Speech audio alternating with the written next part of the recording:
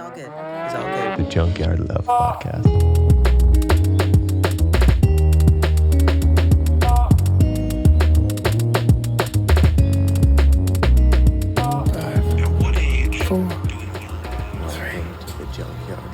I hate to stop our momentum so many times, but good morning, brother. It's wonderful to have you on here again, man. If anybody who is listening remembers Tim from before, you can go check our old episode. I'm sure we've both changed much since then, but I still remember it being a wonderful time. It was probably that was fun. 5 years ago? Yeah, probably at least 4 years ago. It was a minute. Yeah. Well, I'm glad that we've been talking again, and I'm glad that we decided to do another episode. You sent me. I was kind of like poking your brain last night, kind of what do you want to talk about? What are we thinking about? And I woke up this morning to what you were thinking. I'm like, dude, that's so perfect. So, yeah, I can't wait, dude. So I think where I would like to start, I'll probably weave in what we just talked about because it's already good. But I suppose welcome to the Junkyard Love Podcast. Welcome back to the Junkyard Love Podcast, Mr. Tim. Thank you for your time. What I want to ask you in regards to what we were talking about and what you sent me last night. What's been on your mind lately, man? What have you been thinking about? What's when you're like, man, I want to come chat about this thing. What's kind of the crux of it? What's been on your mind? Honestly, it's probably just connecting or reconnecting with friends of mine that I know are on this path, basically, and just making sure there's there's a thread there, whether that's for just reconnection, or in this case reconnection, because we haven't chatted forever, but also just to strengthen the bond between, in this case, friends that are actually on the same path or similar paths. What do you mean by path? Probably just it's not just self,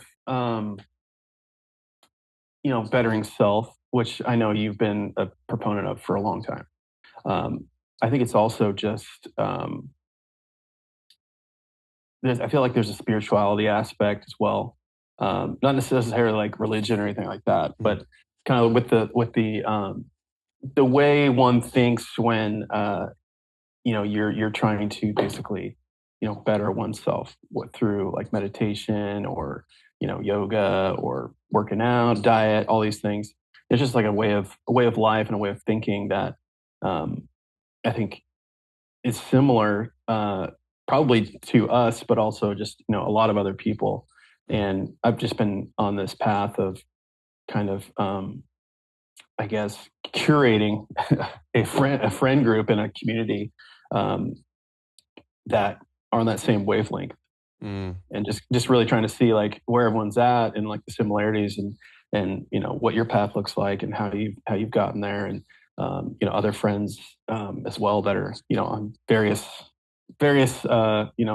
stages of this kind of renewal and self-awareness that we're on. Yeah, I totally hear that, man. I mean, too, I feel pretty spoiled that I have a podcast that I'm able to have an opportunity to, hey man, let's set aside 2 hours and just chat about what we've been going through lately. And it's just this open door. I mean, we could all pick up the phone and stuff. I mean, we tried to call each other a few months ago, whatever. And it's just life is busy. We all know how it is. But I feel spoiled to be able to have this podcast that I can just let's just set aside a time and we'll record the whole thing and we could share it with other people and they could relate to it and whatever. So, yeah, man, it's I was just talking with my friend Trey on a couple episodes ago, and we were talking about how difficult it can be to connect with people who are only connected to a version of your past that you don't really feel that you're carrying around much anymore. Our example was, if you used to party a ton or whatever, and then you kind of are not really into that much anymore, and then you hang out with people and that's kind of all they remember of you, and you're like, man, but like, don't you want to talk about like what else has been up, you know, like what have you been aiming towards, you know, like haven't you had some sort of maturation? Because for me, I feel like every day has been like some growth thing, or you know. And so yeah, absolutely, man, it's really great to connect with friends who are thinking about the future, and they're thinking about like how to, whatever their version of it, how to better themselves, how to be introspective. I think it's like, you know, I hate to do like the world seems like it's crazy these days, because it's like, you know, just the news is always going to tell you that. But in a lot of ways, it's like, you know, we do need some aspirations towards different conversations and different ways of looking at things. And so, you know, that's, I mean, I'm sure you probably listen to podcasts and things like that, that you want to hear people talking like that. You want to hear people like being introspective. You want to hear people who are trying to be growth mindset, who are, you know, not accepting what happened to them or what their past was or who they were before as a solid figure. You know, it's like we can grow and expand and become new versions of ourselves day in and day out. Yeah. Well, it's been, especially with technology, it's been kind of wild. Because you, like you're saying with podcasts, like there's like these different versions of like self growth and stuff, and you know, we grew up kind of in this era where, you know, you're still kind of just flying without any real influence besides your friends and family, and then, you know, you just, you know, like you're saying, you party like crazy or not, but you know, in this case, you know, I think both of us had a pretty good run at it, and you know, and then later, like for me, it's like, yeah, like you find like some podcasts like, oh, this guy's a dude, you know, because maybe you don't feel like you just feel like you're being a piece of shit for a long time. Like I mean, being more of a man, and then you're like, it's almost like the like you go like, you're like right over here, then you're like way over. Hey everybody, this episode was recorded while I was working overseas on a cruise ship, actually. So this exact moment while Tim was talking, a very loud alarm went off. And there's also a couple moments in this episode, I think only 2 more times, where the captain starts speaking over the intercom and another alarm goes off. I think I edited all of that out, but if there is a sudden moment where it seems like I'm just cutting him off in the middle of his sentence or vice versa, it's just because I stitched it together just so you guys don't have to listen to a loud alarm. So not an ad break. I don't do ads on the podcast, never have. This is just me saying I love you, and I hope you're doing awesome, and I really appreciate you listening to the show. And if you want to hear some more, maybe subscribe and like and all that stuff. So I appreciate you listening. Back to the show. Yeah, okay, so yeah, talking about the pendulum swing of like the push towards self-development. I think, you know, we've probably talked about this before, but, you know, my origination when I first started this podcast was that same sort of stuff. I was listening to a bunch of people have perspectives that I just didn't have anybody in my life to feed me those perspectives before. I would hear things, or I'd hear, you know, just like men that I didn't realize I looked up to as much as I did on just podcasts. Some dude just BSing, and he says something 2.5 hours in about his life and how he learned this thing. And I'm like, oh, dude, I never thought about it that way. That's actually pretty cool. And I could dissect that, take that from that podcast that I'm just casually listening to, and kind of run it through my own internal dialogue and see how it fits in my own life experience. And you know, that's how we grow, for sure. You know, like if we don't have examples around us, how do we aspire to be anything? It's like we don't, you know, like you read books and it opens your mind. When I was, you know, mid-teenagers, I got into self-development books and stuff like that because those were just perspectives I had never heard before. They would blow my freaking mind. And so, yeah, I think it's cool that podcasts are like that. I mean, as much as podcasts can also be so many other things. It's entertainment and poop jokes and even, it doesn't all have to be serious. Like, but it is a pretty cool opportunity to just hear different perspectives and then most importantly, be open to those new perspectives. Yeah. You know? Yeah, for sure. Yeah. So you were mentioning like the feminine and masculine stuff. As a man, as you've gotten older, how have you kind of understood your relationship with kind of like femininity and masculinity? Like in regards to kind of like your internal conversation with yourself, like you're walking on the spiritual path. We were just kind of talking about how you kind of have to be gentle with yourself.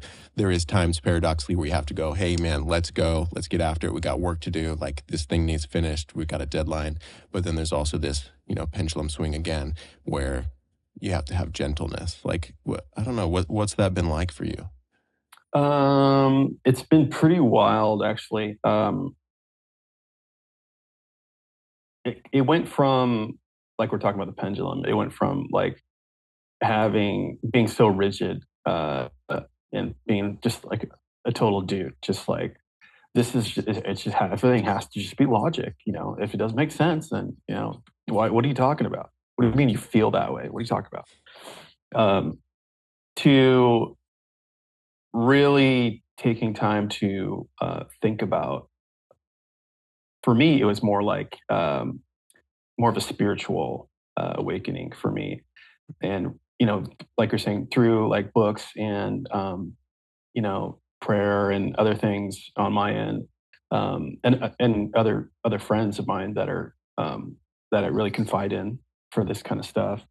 Um, I realized that there's like everything has a duality, like everything, and to really be whole, you need the feminine. A man needs the feminine. And to the women need the masculine. Like to really be a whole, like spiritual being. I think we're created that way, and maybe that's part of life. Is what kind of one of my questions is. That's part of the journey is to like master both sides of that to really kind of like people might call it enlightenment or whatever you want to call it. I just think it's just kind of being back, making yourself back whole is kind of what my interpretation of it has kind of been.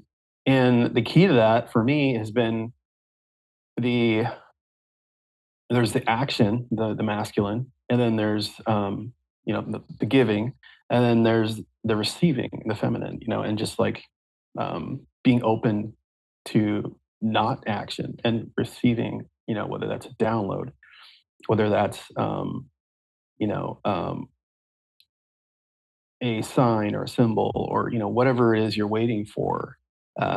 That for me that's been huge. Just like actually like instead of trying to create the storm, you know, Mm, just it was being in it, being in the mm, storm, and just like you create the storm, you can also be in it and wait for what you're trying to create to kind of come to be.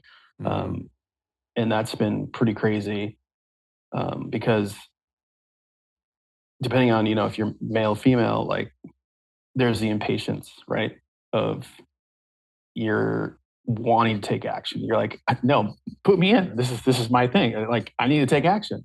And then like whether it's God or spirit, whatever your yourself, whatever your thoughts on that are, it comes into a little bit of a paradox where you're like, no, this is actually the time to be in the opposite. It's the time to just wait to receive whatever it is you're waiting for or you're seeking. mm. And so that's the practice for me that's been pretty crazy. Opening up, I feel like my spirit and self way more is by kind of those type of thoughts and practices around, giving and receiving, but receiving more in as far as like, the feminine side of things to be more Mm. whole. Yeah, yeah. I like the way you put it. Like the masculine is kind of the bracing against the storm, and then there's also this feminine you need to know. It's like sometimes it's like you let that storm just lift you. You gotta like, lift your legs and let the stream flow you down, sort of thing. Like there is Yeah. this push and pull, and it's not always just like harden up and put armor on. And paradoxically, there is times for that, but it does have to be a balance. Have you noticed? As you have like further down your path and gotten more tuned into your spiritual nature and like kind of figured out probably what that means for you. um Spirituality is like such a loaded term these days. It's like almost there's so much into it and there's so many things that are preconceived.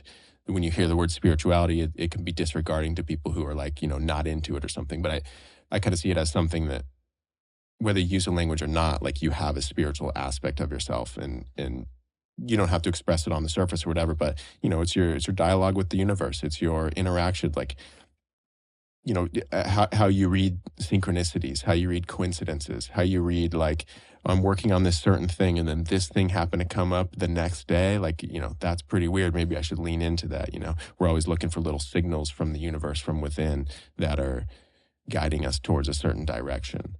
What has been, what have you seen like as you're like leaning into these spiritual communities for you, um, as you're developing, as you're like you said, like connecting with more, you know, men who are kind of on this path, who maybe 10, 15 years ago they probably wouldn't use words like spiritual, or maybe they didn't have a relationship with God, whatever that means to them again. What are you seeing? What are the conversations you're having? Yeah, what's it like? Yeah, it's been really weird because it's like it's kind of like a vibrational thing or something, like the frequency. Because when I've changed the way how I think, how I operate, you know, people might call it changing my frequency or my vibration or just who I am. When that changes, and it's like a reprogramming, and when that happens, it's weird that it's almost like you're a magnet, and you're able to attract these relationships with these people, um, and connect where you saw this relationship as this, you know, previously, and then you connect again over here this later part of your life. Excuse me. And then you're like, we just had this crazy, you know, like you're saying, synchronicity, and we totally connected about like something spiritual, and I had no idea this guy was like that. And then you're like, this is cool, you know. And it, you know, I think we briefly talked about it like through messaging a while back, but I think it kind of brings into that little part of, you know, people think you're one way because of how they grew up with you or whatever, and then you change, and then, you know, we're on this path of maybe like curating that friend group, not like cutting people out, but like you just choose to give energy and spend time with people that um, really resonate with you, and vice versa.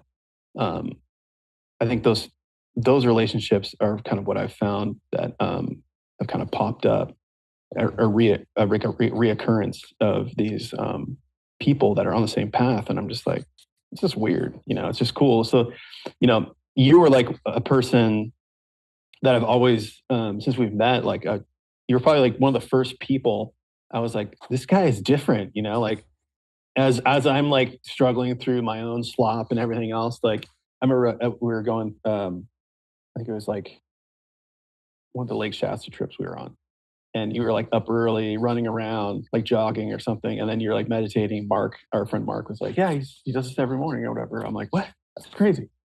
And I was like, "That's awesome. You know, it's so good to do that." Um, and so, and then just seeing like your podcast and how you evolved, and like listening to you, you're just one of those people that, for me, it's like one of those people I want to make sure we have this like thread and we talk about stuff.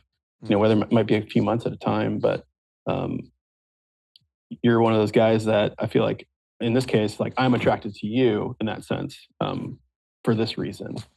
Where it's in other parts of my life, it's been the other way, where people have like, you're kind of like the beacon, right?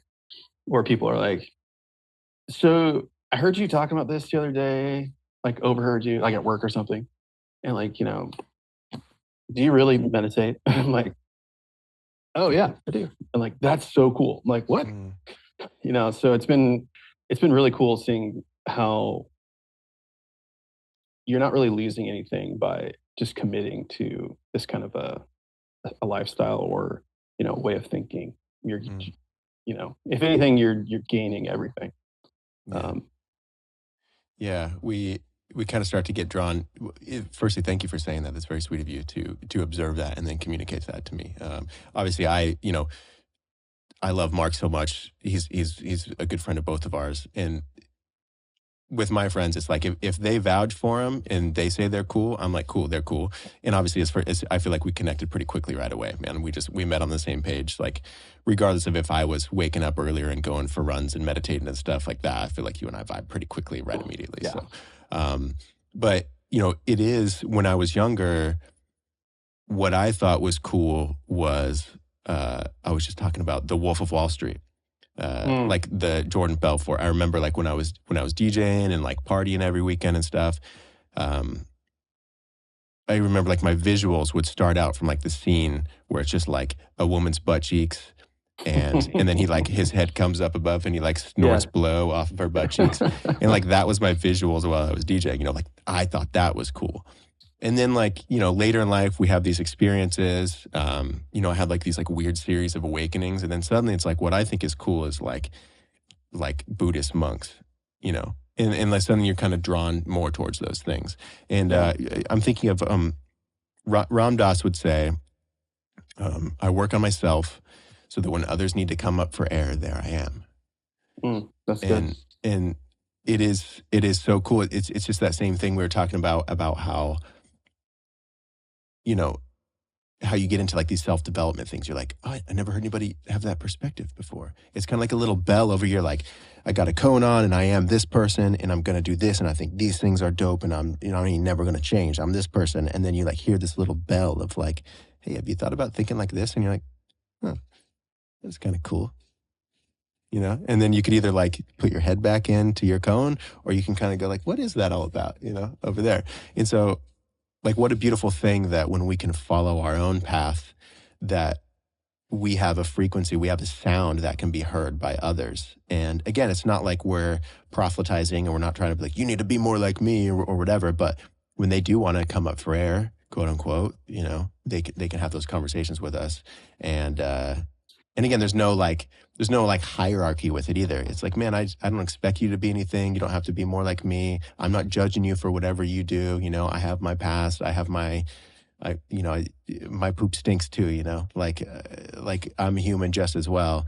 But yeah, I'm drawing. It's funny. I notice often you probably have more and more of these experiences. Like I'll be talking with somebody at work. They'll be working with me for multiple days, and like we'll get along great, but you know, I'm not going to shove my spiritual stuff or my self-development stuff down anybody's throat, you know. But like suddenly it comes up in conversation like, oh yeah, you know, I got my meditation teacher certification. And then like, I noticed this just happened like 3 weeks ago. This guy was suddenly like, oh, he was like really like attentive to me. And I liked him. He's a cool guy. But since I said that, and then like I got a little alone time with him, we're working, we're like, you know, running cables or something. And then he's like, man, I did this meditation actually not long ago. And it was like, dude, it was so cool. And you could tell he doesn't know nothing about any of that shit. It's not in his lingo. It's not in his language. It's not like it's not his thing. But then he knew that like I'd be willing to talk about it without any judgment and I'd be excited to talk to him about it. And so suddenly I have like this whole conversation about meditation and kind of like how spirituality is for me. And, you know, it's cool to think that what I love doing, what I am super into, you know, the frequency that I like to put out, he can find a thread of maybe something through it, you know? Like maybe now, like if he thinks I'm cool, like just how I thought Jordan Belfort from Wolf of Wall Street was cool, he can now have permission to lean more into maybe like, okay, well, there is actually guys who I think are cool who are into meditation.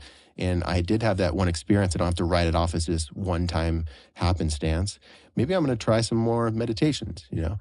And yeah, it's like, I think that's what leadership is, you know, like especially as men, like we stand proudly in our own skin and we do our work. And, you know, hopefully people who are, you know, metaphorically shorter than us at that moment, they can kind of like look up and go, okay, cool. I'm going to walk up the hill towards my version of that. You know, we inspire each other by doing our own work. Yeah, for sure. Yeah. And I think there's a little bit, I mean, I wouldn't say, I like that men are shorter men than us. Metaphorically. Metaphorically. Yeah, but it's you know, because it's a growth, right? As if we're all like, you know, as a symbol, like maybe like a tree or something. You know, everyone's just on that different. Everyone gets planted and they want to grow at some point, or some people don't. You know, but you know, kind of striving for like I want to be like that tree, or you know that thing, that sequoia is huge, you know, and it's some like obviously maybe some spiritual leader, or you know, just some person that's just really right in a lot of ways to the way you think, you know. It's kind of like that example of something to strive for, something to grow towards. Yeah. Yeah, or else we're just walking around and following whatever smells the best that day. Like I said, it was earlier, like with the waffles. Like Yeah. we have this human body. We have these urges, whether they be, you know, food or sexual or attention or whatever our thing is. We've all got our things, you know. And I think if we don't have some sort of little you know, if we don't have some part of us that isn't tuning into that, some frequency that makes sense for us towards a better good, a higher good, um, you know, some sort of escalation towards, you know, growth mindset of who we want to be one day, of what we want to accomplish while we're here for the short amount of time. We'll be just at the whims of whatever smells good and whatever, like, you know, like it's all sold to us. It's all inundated into our faces all day, every day. It's what marketing is. It's what our society is, and it's just constantly trying to steal your attention from, hey, smell this. Hey, look at this. Hey, you know, check out these boobs over here. You want to think about those, and you're like, well, yeah, I do think those are cool, but also like I'm in a committed relationship, and I made a devotion over here, and they're like, but these boobs are cool, you know, and so you got to have some sort of grounding, and like, no, I I'm in this relationship, you know, and so we don't get persuaded, you know. Yeah. Dude, I'm curious, what has your meditation been like? Like what is your meditation practice? And I will caveat, think of whoever is listening, maybe they've never really meditated before. And so I would love to know, like, when you kind of started getting into meditation, what ones did you do, like guided YouTube? What's it been for you? No, it's that's actually something. It's one of those you know, skills I want to get better at, and diving, dive, going to, dive deeper into it, like the actual mechanics of it. Mm. Um, but like a little quick backstory, for me, I I grew up in a church, and it was like a pretty. I think later on we found out it was like I think pretty much a cult. It was like on Netflix. There was like something about it, some like Christian cult church. And then looking back, I'm like, yeah, yes, that's all checks out. But like being in the church, I think there were some kind of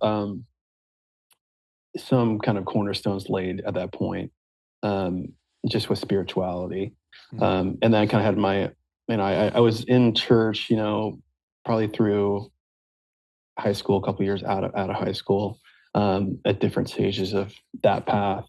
And then I just kind of like, I just kind of fell out of favor with it, with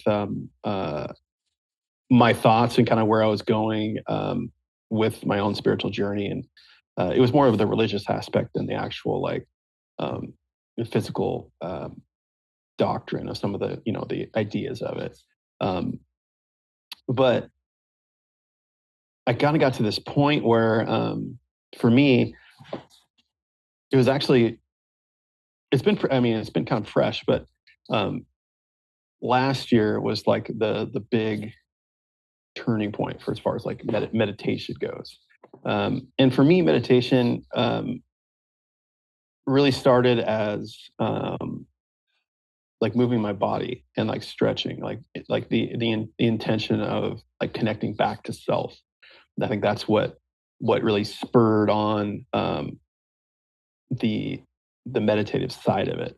So like in the morning, I would just spend time with myself, get up earlier, and I would just stretch, just like work on my breath. Uh, for me, it really started with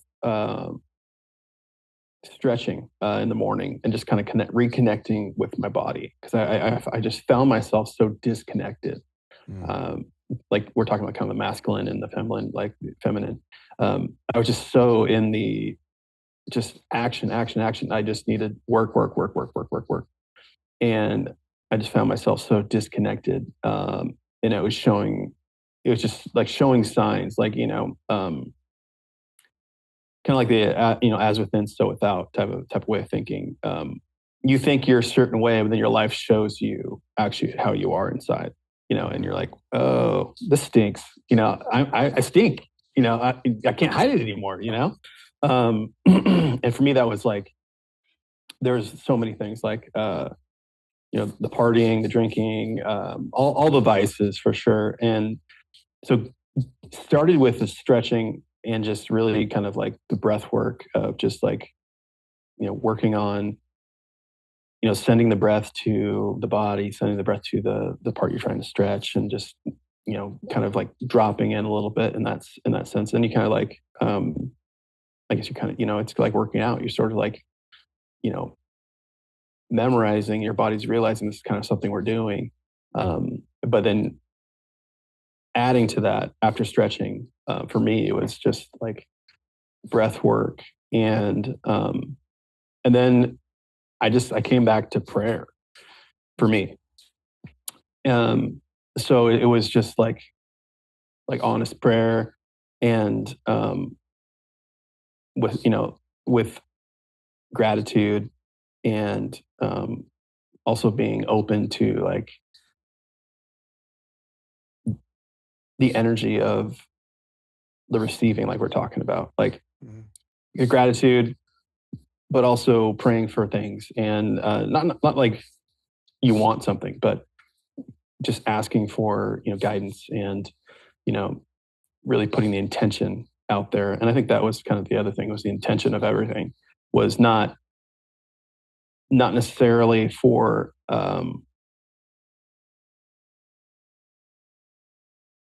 selfish reasons. It was more just like for me to really just connect back with self and set the intentions of like a trajectory. Like it was like crossing roads. I was like, I'm just done pretending I'm living this way. I'm actually going to live this way. And making that decision through, like I said, connecting back with self, and meditating that into that aspect. That was kind of how I found it. Yeah, brilliant, man. Well, you probably know this, but yoga defined is yolk, YOLK, like yolk, union with self, union with the body. Yeah. So I remember when I first got into yoga, I was saddened by the fact that it has, for one, we perceive it as like, well, it's a workout thing. Like you do it to stretch your body, and you sweat at the gym. But it's actually like this very like personal, spiritual thing. And it also saddens me too. I still come across, like, just to use that as an example, like Christians, for example, they think that yoga is like devil stuff. Like it's like that you're worshiping a deity. It's like, what? That's what you think? Like moving your body and breathing and like getting out of your mind and connecting with like what it feels like when you breathe out right here physically, like that is devil stuff. What are you talking about? It is like, I think we do get super disembodied, like disembodied in a metaphorical and a literal sense. Like when we're living in our mind, like you said, you kind of have these illusions of like, you almost lie to yourself in a weird way. I mean, at least that's kind of how it was for me. Like, but you can't really lie to yourself, as it turns out. Like you could think you can with your mouth, but like your body knows the truth of things. Yeah. And so, yeah, when you align, you start stretching, you don't even have to like say you're doing yoga. You just kind of start moving your body, and then suddenly your breath changes. And then that changes like all these chemical things in your body. And that brings you new thoughts. That brings you, I think, like if we have this frequency, or this receiver rather, to tune into frequencies, I think like, if you're running from a lion and you're scared and you think you're going to die, and your breath is shallow up in your chest, you're going to tune into frequency thoughts of fear, of, and it makes sense because you got to survive. It's not the time to be thinking about like the fact that you're on a giant rock floating through space, and like all these big old ideas, as you're just trying to survive. Right. And so when we're disconnected from our body and our breath, we are in this strange survival mode. And I think, especially for like modern dudes, we're almost locked into that for like literal years, dude. We wake up and we go, and then it's like you have a drink to fall asleep because you're just trying to go, but your body is a body. It needs rest. And so you're like, all right, let me take an Ambien, or let me like get to sleep so I can just get through the next day. And then you wake up and you're all groggy, and you don't have time to connect with your body and be peaceful and all this. You got to fucking go to work. And so, it's It's a genuine awakening for a lot of us, I think, when we finally give ourselves a little bit of time to slow down and breathe a little bit and stretch a little bit and like allow whatever it is that's going on to be there without, attacking it and pulverizing it on the other side without, Yeah. and without judging ourselves for being where we're at. Cause, we can't move from where we are not, you know? Yeah. And I started yoga as well. And that last part rings true with me because I'm pretty tight still. Yeah. Even doing it for a couple months now, it's like I still need a release. Body's still tight. Yeah. You're watching people, they're just doing all sorts of crazy stuff. You're like, give me those blocks. Yeah, yeah, yeah. But it's a good example though, because like watching other people, you're not in their body. Yeah. You don't have their karma. You don't have their experiences. I mean, I think more and more there's more and more books like if you've heard of the book The Body Keeps the Score. Mhm. There's essentially, not just in that book, but I mean kind of in like the larger even Buddhist context, when you sit and meditate, like if you go on like a 10-day Vipassana retreat, for example, where you're just following the breath, like it's just this massively, that's it, like those are the instructions.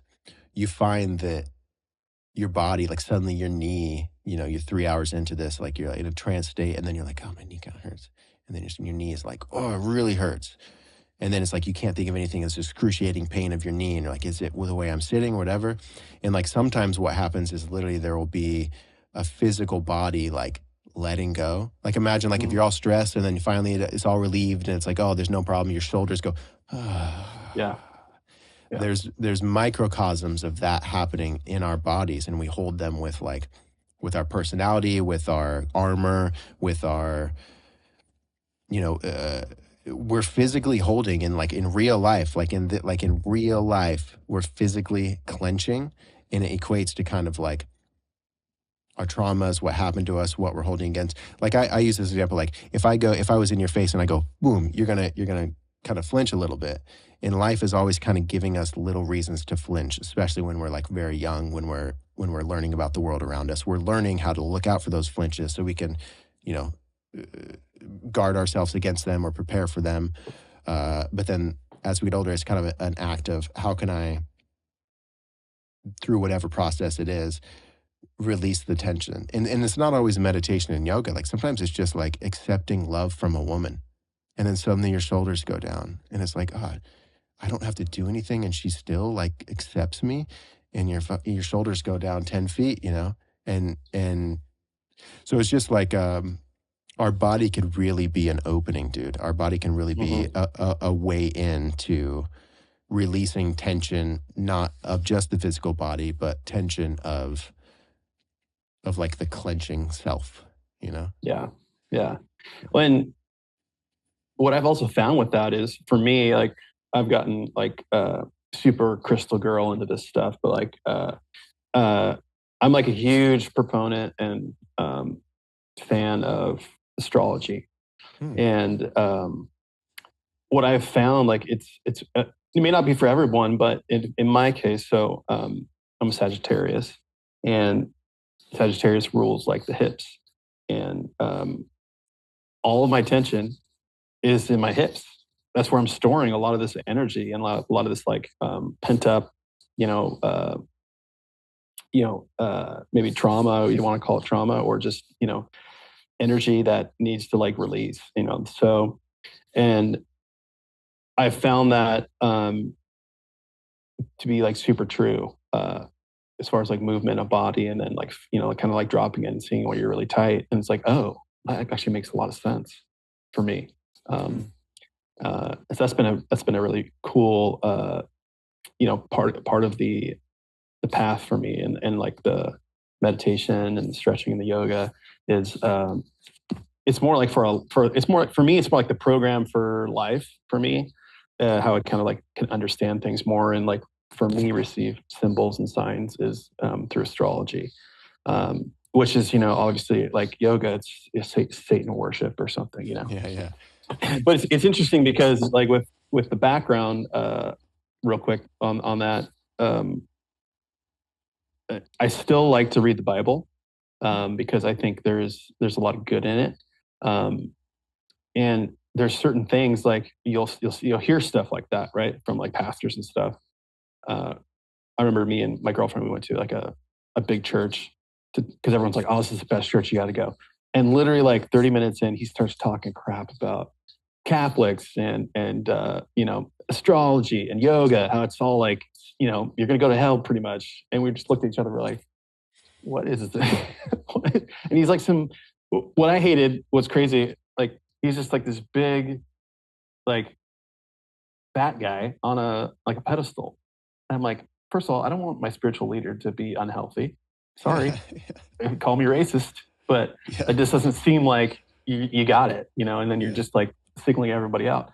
But I like to look at those kind of things, and I guess it's kind of like a truth seeker thing in me, but it doesn't say in the Bible that, like yoga but especially astrology, that's a big one people use, is it's like it's from Satan or something. In fact, like in Genesis, it actually says like, God created basically the stars for symbols and signs. Like, there you go. He's God like giving astrology. He's basically saying, hey, I'm giving you the roadmap above your head. It's right there. And that's how, if you ever have any questions, it's right there. And you look in ancient history, that's kind of like how everyone kind of like started with, figuring stuff out with it's some form of astrology and signs. And then later in the Bible, it's like the end of the book, of like towards the end of the Bible. I believe Jesus talks about it. Don't quote me on that, but he warns about astrologers, basically. So a lot of people take that context, but they leave the rest of what he's saying out. He also warns against lawyers, judges, priests.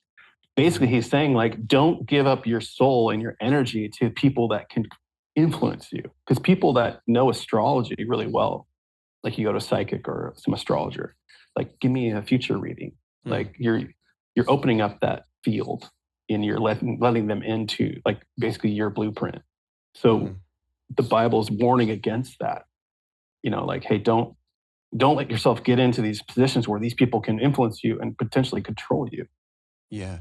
So it's been really cool for me, at least that part of it. Yeah. This path of like all the things we're talking about, but kind of getting a different lens on a lot of these things that, people are like, the Bible thumpers are like, it's this and it's that. And you're like going to hell.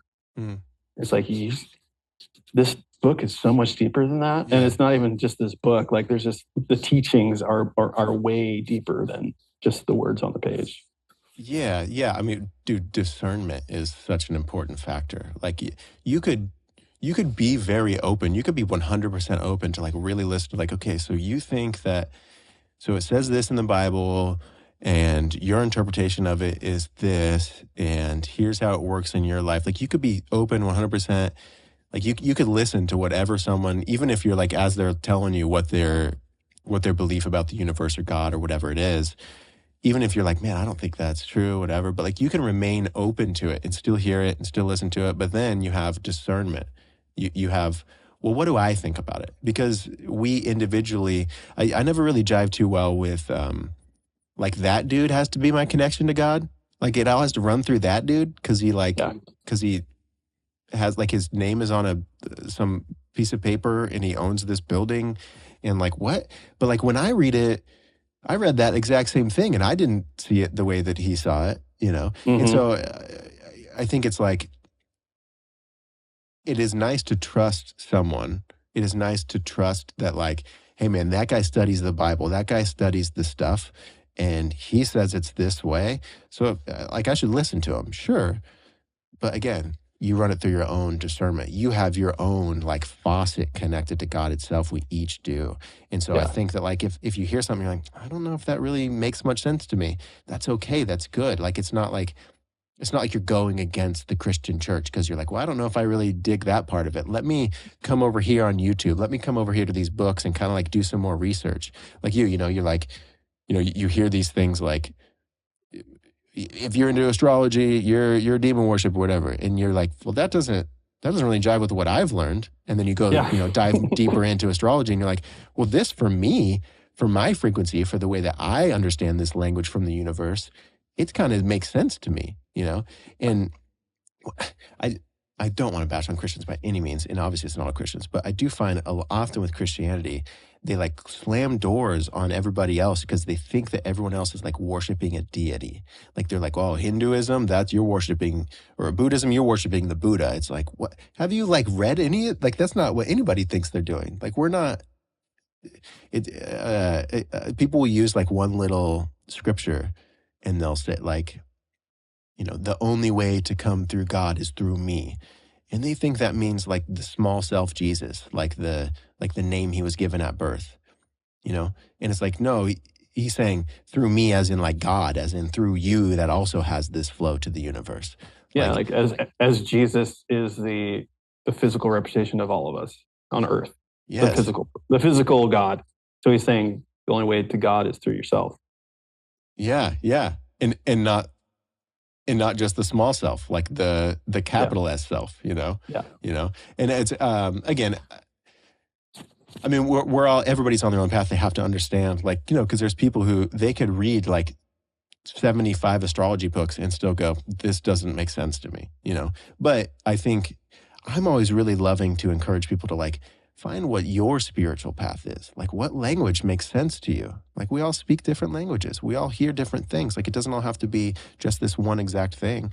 Like some days, bro, like when I'm trying to like read through scriptures or like I've been doing a discipleship with some friends, like I've always been very much like the Eastern stuff, if you've heard of Advaita Vedanta, that's like kind of my favorite, like wisdom lineage. It's like pre-Hinduism and stuff. That has always made the most sense to me.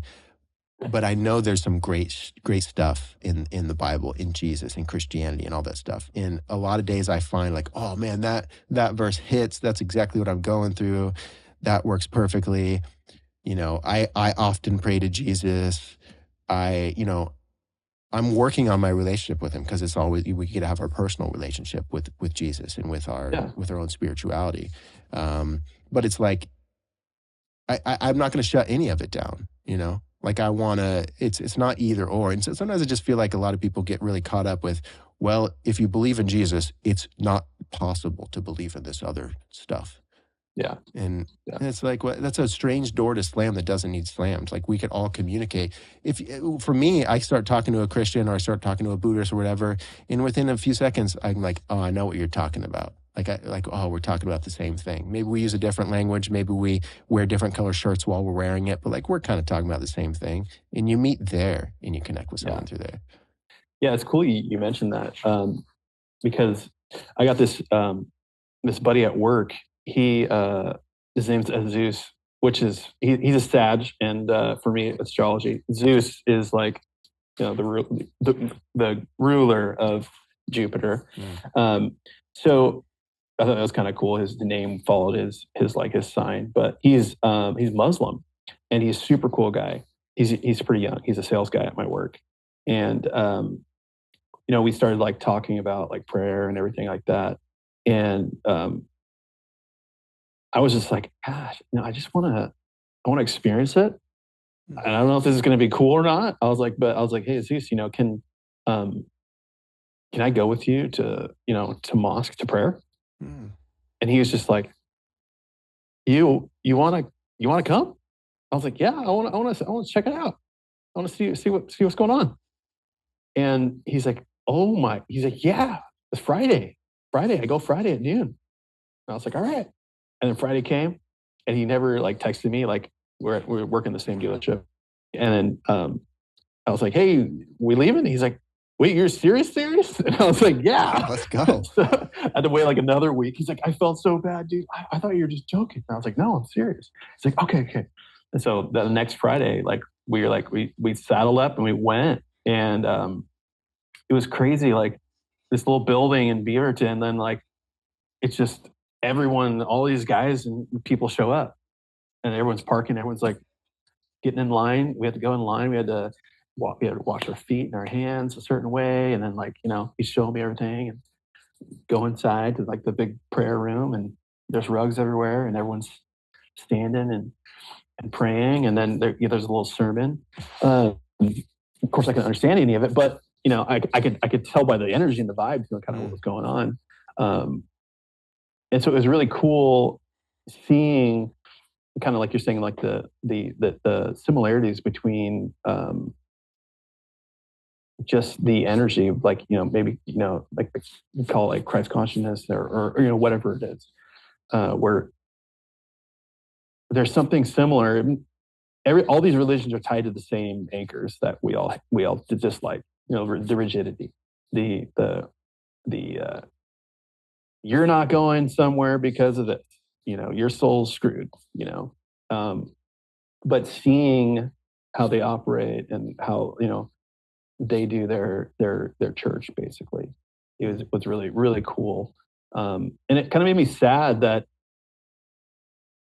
there's so much like tradition and like honor in how they pray and how they worship, and how that's just not like normal Christianity. It's more like the more obscure and hip you are in like modern Christianity is like that's how people are going to come into your church.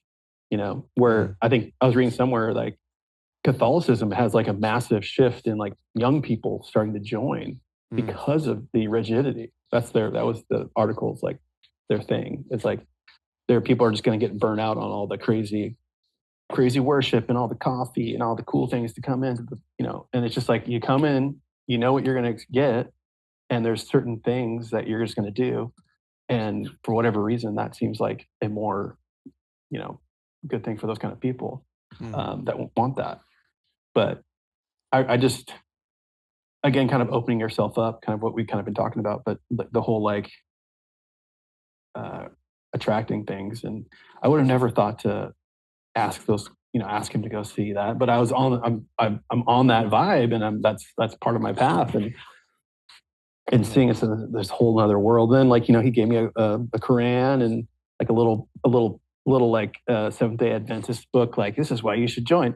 So it's fine, but like also reading that, I'm like, this is super interesting. Like, yeah, all right.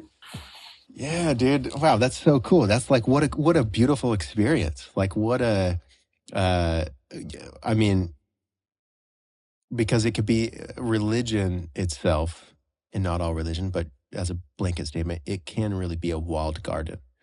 Like if you don't say the right words at the door and vow to do these things, then you're not allowed to be a part of our thing. Like if you don't, like like you were saying earlier, like you go to a church, and then 30 minutes in, they're talking about all the Hindus are going to hell, and all the Buddhists are going to hell, and you either do our way or the highway, and I think we got to more so be open to what our personal life is handing us. Like, dude, you had that experience. You had a coworker who you got along with on that level. You guys had this frequency together.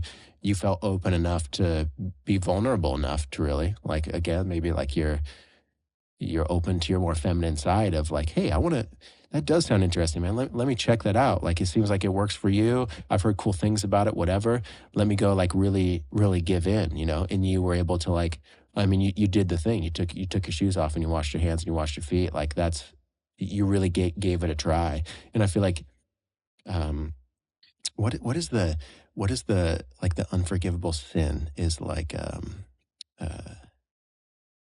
basically, what is like the one thing in Christianity? It's like to blasphemy or something like that, like to not accept God or something like that. Does this ring any bells? Yeah. Like not.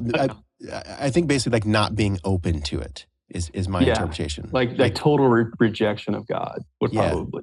Like, of course, that cuts you off from God, and so you don't have to preconceive what God's shape already is, but be open to it, however it may be presenting itself, I guess is what I'm trying to say. Yeah. And like there's a lot of beauty in that, man. There's a lot of community in that. And it's interesting too, back to astrology real quick, but so they worship on Friday, which is ruled by Venus. And so, and a lot of a lot of their religion is, if you look at it, there's a lot of Venusian aspects to the religion, so it's very interesting. And then you see somewhere like Jewish people will worship on Saturday, which is Saturn's day, which is Saturn, Satan. I'm not saying, I'm just saying that's but depending on what sect of Judaism it is, they're pretty open to it's Saturn. That's who we pray to. And then Christianity and some of these other religions are on a Sunday, which is Son of God, Jesus, sun worship. So it's kind of interesting. Yeah. It was super interesting for me, like being there and oh, this is cool, and just putting these little things together in my head, Yeah. Do you think thinking back, say, just as a rough number, 7-8 years ago, do you think you would be open to that same experience? I don't know. I've always been super curious with anything like esoteric or faith-based, anything like that. I would put a question mark because I don't know. I may not have. I may not. Maybe presented in the right way at the right time or something, perhaps. Or yeah, exactly. Well, because a theme that we're both definitely seeing, I think everybody is seeing, is dude, like you said, by the masses in some way, a lot of people, young people, even people who they had a religious background when they were younger, more and more people are looking for spirituality. More the churches are packed these days, dude. Whatever denomination you want to call it, the churches are packed. More, I was just listening this morning. I don't know if you've seen, there's some Tibetan monks that live in Dallas. They've just done a walk on foot to Washington, D.C. to kind of they want to raise awareness and talk about peace. And they went to the monument and they, spoke at a podium, and there's just thousands of people there. And there's people following with videos. It's been a really cool thing to see on social media. But I think we're seeing at the same time, there's all this turmoil. We're talking at a time where these Epstein files have just been released, and there's all this as much as we see this intense evil, it's almost like everything collectively is being brought to the surface, and it leads us. It's as much as there's more fear, there's also this well, we're going to connect back to ourselves, and we're going to find ways to build our communities, and we're noticing and not ignoring and not numbing with alcohol every night of I need something bigger than myself to think about, because every day I'm getting doom and gloom fed to my phone, fed to my face, fed to the TV. It's all on the newspapers. It's some people, it's all they freaking talk about is what the news is telling them to be angry about.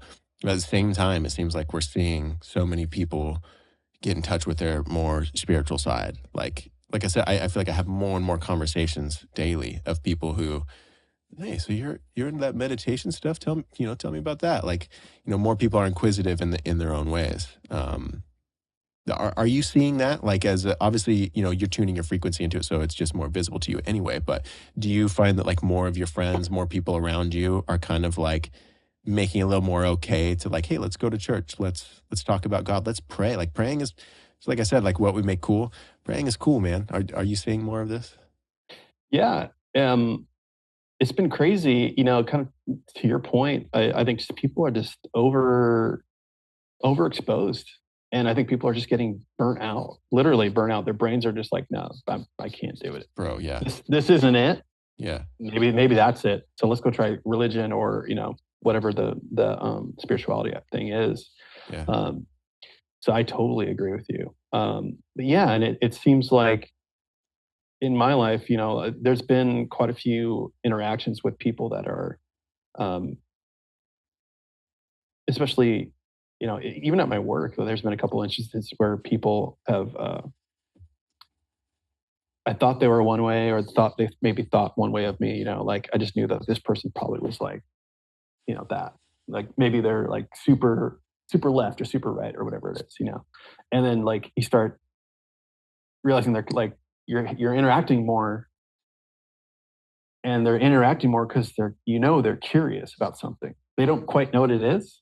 And then they start asking little questions or this and that, and then it's like this full blown like, dude, let me know like what's going on with this like this thing. Is this like is this a conspiracy or something? I'm the conspiracy guy, but I'm just like no, I just have a different idea of what's going on because what I think, But then it goes into like because they know people just know the way you operate, and or they maybe they don't, and they're just attracted to whatever that frequency you're resonating at. Um, Sometimes it's just been like me just like picking up the phone and talking to somebody I haven't talked to for a while. Not because I wanted to like preach or something weird, but like then you realize that this phone call was actually meant to happen. Because then you realize like you have this phone call like, what's up? Dude, I haven't talked to you for a while. And it's just like, boom, this crazy thing happens. And you're just like, whoa, dude, that's crazy. Like you've changed. Like your life is, and then we like completely, connect on even a deeper level. That for me has been really cool. Yeah, dude. Yeah. Like I really get into like synchronicities and things like that. As much as they can get like very weird in a lot of ways. Sometimes I think I've gotten more and more as I've like deepened my spiritual whatever. I find like synchronicities to almost be and coincidences to almost be not as shocking anymore. It's just like, yeah, of course it's that. Of course God is speaking to me through this person. Of course I was put in this hallway. Of course my plane was delayed so I could sit next to that lady because she was going through a very horrible time and had a long conversation with her.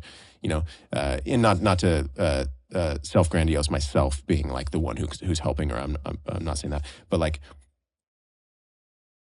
it's almost Alan Watts would call it like a cosmic giggle.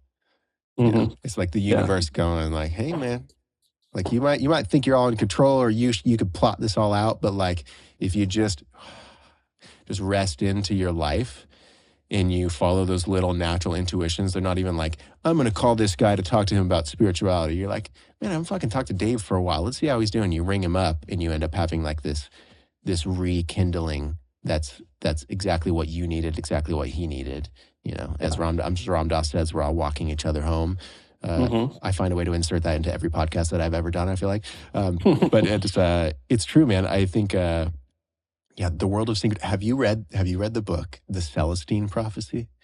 No. Holy shit, dude. You gotta, it's so it's actually for free on YouTube. Okay. I think it's illegally ripped, but it's still on there. So you can read the audio book. I really enjoy because I love listening to books while I'm walking. You might enjoy like while you're out there hounding and searching for rocks. Like maybe plug this thing in, The Celestine Prophecy. It may blow your mind if you're into synchronicities and these sorts of things, but for sure, it explains it with a story. It is a bit of it's of course a fiction. It's like this guy looking for these like secret manuscripts, whatever. But like reading between the lines of what's going on in that story is very much akin to coincidences in synchronicities in those sorts of things. And I just feel that the universe is always kind of trying to give you signals, or like your higher self is, or God, or whatever. And there's moments where when we follow it, right afterwards we go, dude, that life is crazy. And I'm glad that I followed that intuition, Yeah. And I don't know, they really start to add up, and it's almost like the inner narrator that judges ourselves that we all have, just being humans. It's almost like that voice just goes, all right, I'll kind of shut up a little bit. And you'll just start kind of acting from these more intuitive things. I feel like synchronicities are proof of our intuitive voice within in a lot of ways. Yeah. Yeah. I totally agree. It's funny you said that. So I had this thing. So it was like a selfish thing, right? I want a new car. I wanted a newer car. And I really wanted a Porsche Cayenne diesel. It's kind of like this unique car that was only made for a couple of years. Okay. Yeah, dude, but it got like really good gas mileage. If anyone knows me, I have like my fleet is just trucks that get like 12 miles a gallon, and I drive like 50 miles a day. So it costs a lot of money to just get to work. And so I was like, I just need something comfortable, cool. And, I just feel like this is what I want. This is the car. So just like praying about it. And I was like, hey, show me the right one. If it comes to me, great. And I would be searching around. And I found one, and it was in like Florida, which is like, I was like, man, it's far. But this is like the perfect one, perfect color. It was like a cool spec. It's like white with red interior, super cool, lower miles, really good service history. Like, this is definitely one. And so I like hit him up. This lady owned it, and I still got it. I was like, great. Here's the deal. It's kind of weird, but I'm in Oregon. She's like, oh my gosh. She's like, did I post it in the wrong state? I was like, no. She's like, oh, we're from Oregon. We just moved down here a few years ago. I was like, whoa. So then I'm like, stuff started. I was like, oh, this is definitely the one, And so we should get, like, she's super cool. We're hit it off. They're like a military family, and they're moving, and I'm like trying to get this car before they move. And I'm just, again, action. And it's not working. I would have to do so many hoops to get this car. And she's like, you know what? She's like, because we agreed on a price. She's like, if I don't sell it by the end of the year, I'll hit you up, because we're moving to California. I was like, oh, well, yeah, that's I can do that in a weekend. I could come pick it up. I don't worry about shipping or anything. She's like, yeah, so if I have it, I'll just hit me up. I was like, okay, cool. So it was like, a week and a half into January, I texted her. She's like, yeah, we're living in a hotel right now, waiting for our house to kind of pop up. And she's like, and we kind of need the car, but she's like, I'll hit you up when I want to sell it. I was like, cool. Then like a week or two passes, and she hits me up. She's like, hey, ready to sell the car? I was like, great, let's do this. I was like, yeah, I'm so excited. I was like, I just need like a couple days to go to my bank, because I had to cancel my like approval and everything because it was too long. Sure. And then she was like, cool, yeah. I got approved and everything. I was gonna get this car, and I was like, I'm gonna drive down next weekend, pick it up. Literally the next morning, she texted me, and she's like, hey, Tim, just let you know, we were out last night, and some guy said he wanted to buy our car for like $1,000 more. And she's like, so I think we're just going to sell it to him. I'm just like, like, what's going on? Like, what? I'm like, God, what's going on? What are you doing? Yeah. I'm like, I was like, no way. That's my car. Yeah. And I know I texted her, and I was upset, and I was just like, hey, like, technically, I was like, yeah, I mean, because she was in real estate. I was like, you understand this? Like, we agreed on a price, and you're like, yep, come get it. Like, it's like a verbal contract, and it's written in text. Like, I'm not saying you have to sell me the car, but I'm saying, like, I'd like you to I'm like fighting this thing, And then the feeling was like, just let it go. I'm like, no, I can't let it go. And it was like a week passed, and I was just pissed. I was just like, my girlfriend's like, are you gonna text her back? Because I was like, the car's still for sale on Facebook, so obviously it didn't sell. But it's already weird now, because like the relationship kind of soured, obviously, on my end. So I was just like, this person's whack. And then like I was working, and then like someone trades in this like little GLA, Mercedes GLA, so like a little like hatchback, all-wheel drive, gets like really good gas mileage. She ordered it brand new, 2015. So it's like 10 years old, but she just bought a new one. And it potentially had like this big issue with it, but she was like, I just don't want to deal with it. I'm just going to trade it in. And I ended up buying it for really cheap, and I fixed it myself. And it's this great little car. And it's God, just like, it's literally everything I wanted, just packaged differently. Yeah. Because I was like, I really want good gas mileage. This thing gets like 32 miles a gallon. I'm like, all right. This is the thing.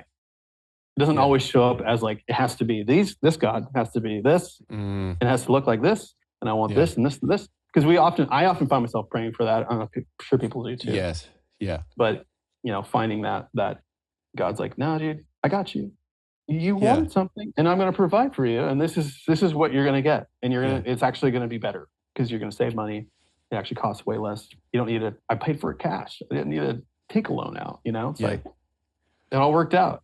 But the fight, like, I was like, oh, I asked, you provided, this is it, we're good. Yeah. And then she's just like, no, I don't want to stay in the car. I'm like, what? Yeah. I thought it was supposed to be this way. Yeah. Yeah. My friend Blake said he restated in some way, like when we get mad like that, it's like, well, if I were God, it wouldn't be this way. You know? Yeah, it's like a tantrum. You know, you're just like, no. Yeah. But it's my car. Bro, I think there is a constant series of that old saying, man plans, God laughs. Yeah. You know? And it's you got to keep like unwinding.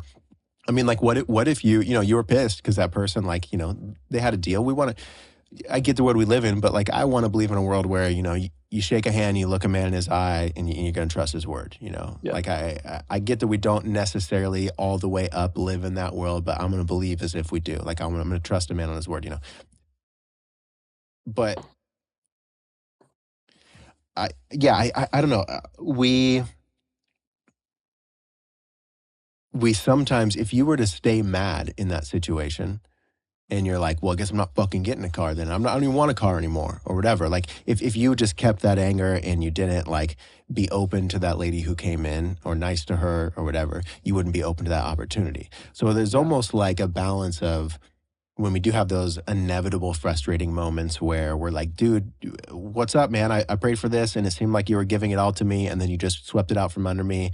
Like, the answer is not to go, well, F you then. I ain't praying for anything else ever again because I'm not getting my hopes up. The answer is kind of like, I use this term, shelf life, like the shelf life of negative emotions.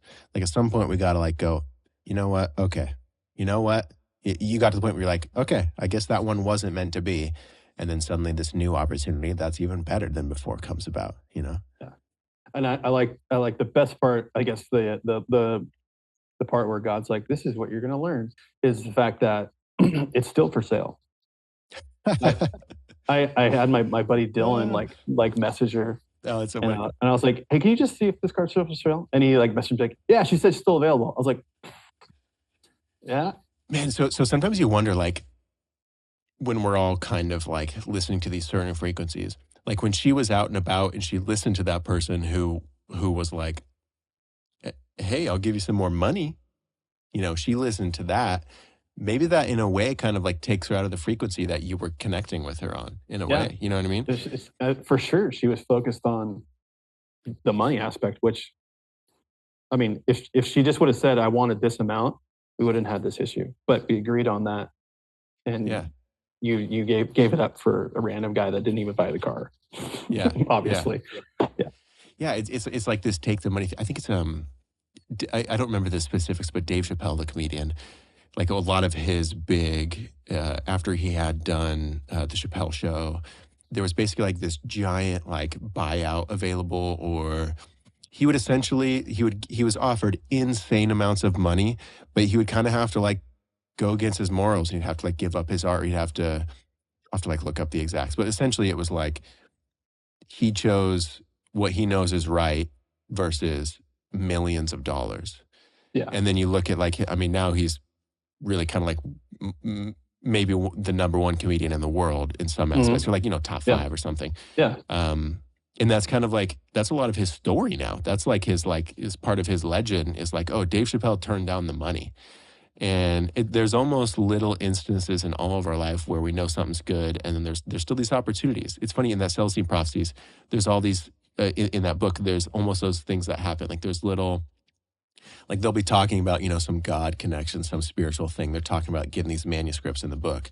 And then over in the corner at another table, there's someone like getting angry. There's someone like, there's like an opportunity to act a different way. It's almost like when you're breaking patterns of old patterns of like physical holding on of who you used to be, who you think yourself is to be, as like a solid state, it will like rattle. It'll go, hey man, are you sure you don't want to go back to your old ways?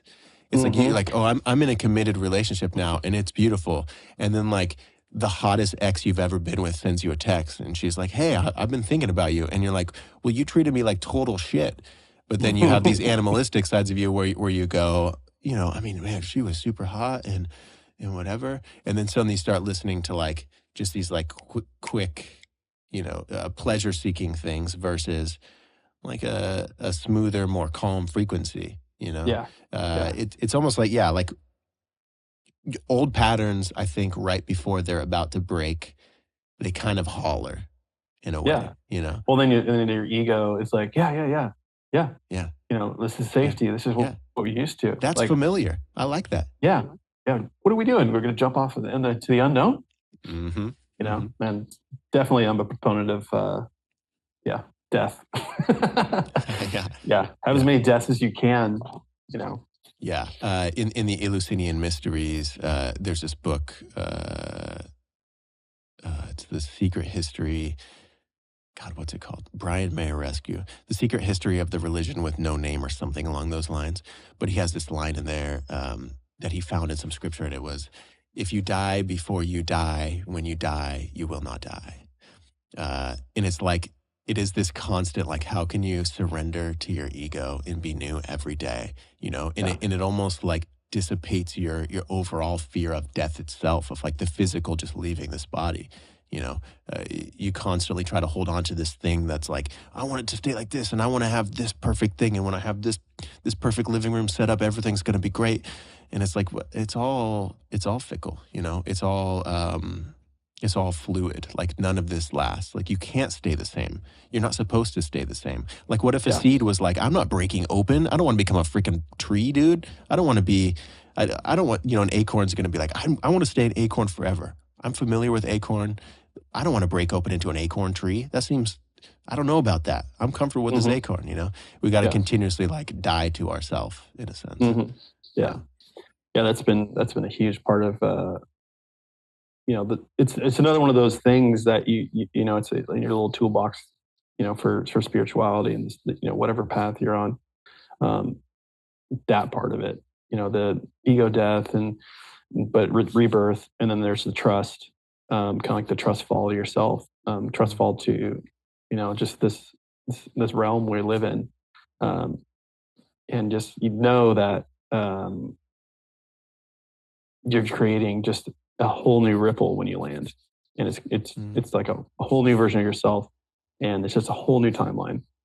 That's kind of the thing that I've started to really, really believe in, and kind of like replay in my mind when things are just, I'm fighting something, and I'm just like, what's. I'm actually more curious about if I don't do this, like what happens, and just go for it. Yeah. So that's been pretty cool. Yeah. What's the invitation here? Yeah. Can I, and the more we could notice when we are caught up in that, like, I want it to stay this way, and go, you know what? I got to just surrender. Yeah. More doors open. Exactly. Yeah. Terrence McKenna says, another one that I say all the time, nature loves courage. You jump off of the cliff into the abyss, and you realize it's a feathery bed. And life is continually that, and it should be. Hey, could I just ask real quick, how are you doing on time? Are you good? Am I keeping you from going to work? I got nothing. Nothing today. Okay, good. Yeah, we could do like I don't know, like 15 more minutes or something if you'd like. Yeah. Cool. I should probably go to work eventually. Yeah. Do you work every day? How does that work? It depends on what's going on. Yeah, kind of. Like today, it is. We actually went through a time change last night. It's super weird. Like at 3:00 in the morning, because I'm now in the Dominican Republic, we went forward in time. So like my phone says it's 11:30, but I think that like the ship app says that it's 12:30. It's very confusing. But so it's kind of in waves. Sometimes it's crazy busy. Sometimes it's like I have a couple days where I'm kind of on call the whole time, and we're just moving 16 hours a day back to back with little sleep. And then we have other days where we're like, if there's no fires, we don't have to respond to anything. There's some days where we're at port where we get like, half the crew goes for 6 hours, and they go like have some drinks and go to restaurants and walk around. So it's an ebb and flow. It's a lot of work. It's a lot of like staying on call, but there's plenty of break time. Why did you? I mean, it's just crazy to me. But like, what sparked this? Like, you wanted to work on a cruise ship? It sounds amazing in some ways. Yeah, it's what's interesting because I'm really not a cruise ship guy. Like I'm not just the energetics of things. The like if you're I'm very into my like individuality. I want to do things my own. I want to eat what I want when I want. I want to I don't know. It's constricting being on like a, like we're kind of herded as cows. Like you need to be here and you're not allowed to do this. And there's all these things that like are just a little constricting for me. But it was an opportunity for work. Funny enough, a little note on reputation. When I was 15, I got into live events. I did an internship. The lighting director for that show, I was friends with him immediately. He's a really cool guy. I worked hard. I asked him a lot of questions. He had to stay up till like 3 o'clock in the morning, one of the nights. And I was like, I don't know nothing about lights, but I want to help you. And so I stayed up with him and I helped him, bonded with him, still one of my good friends. Stayed in touch with him and like his whole crew kind of through social media, just here and there. We all work in events, comment on each other's stuff every, a couple times a year, whatever. And then I was working in Dallas a while back ago, and I had brought up a crew from Austin, and I didn't even realize it, but the lighting director that I was just talking about, he now has a company, and he was the company in charge of the people who hired our labor company from Austin. So essentially, I'm like loading in, like bringing stuff in. I see across the room, I'm like, Justin? It's like, dude, what's up? And so we rekindle. We've worked with a lot of the same people. I have a great reputation in that scene. Like everybody knows my work ethic and what I'm capable of. And, people see what I do on social media and stuff. And so they kind of know a little bit about me and stuff. And so it's immediately like, well, wait, like, what do you do in the rest of the week? And I was like, well, I got to bring my crew back to Austin, but I have some days off. They're like, drop them off, come back up, work the rest of it. They gave me a new role, a breakout operator, running like breakout rooms, like little mics and like small screens for like, 40 to 80 people, stuff like that. Okay. So I have reputation long-term from when I was 15 to now 34. Like I kept that reputation of just hard work ethic and like being someone who's like, yeah, let's bring that guy on. So they had me come up. I worked the rest of the week, prove yourself there. And they're like, well, we're doing these cruise ships. Like, what are you doing during these dates? And then, so they asked me to come on the cruise. So just like an opportunity, I suppose, I do a lot of stuff at events. I travel around quite a bit these days. And so I was able to make it happen. And so we are on the third themed cruise of 4 total theme cruises. We're in the middle of Star Trek right now. Cool. And then next week is the 80s cruise. Oh, that's gonna be cool. Yeah, I'm basically a floating, audio engineer is like a little bit of it, but I'm kind of a floating tech. So I'm a little bit of a Swiss Army knife in the event world. I can kind of like fix the majority of things. I'm not like the best of the best at all these things, but I'm good enough to like, I can fill in, I can help you, and I'm just a hard worker. And so I'm a floating role essentially for this. That's cool. Yeah. And you get to see obviously some pretty cool places that you haven't been to. Yeah. Yeah. No, it's a gift. It's been really cool, man. It is very funny. I'm having this last year is a lot of those like man plans, God laughs. I was actually trying to get back to the Pacific Northwest. I was like doing all these interviews, and I'm doing 3rd interviews and 4th interviews, and it's like these high salary jobs.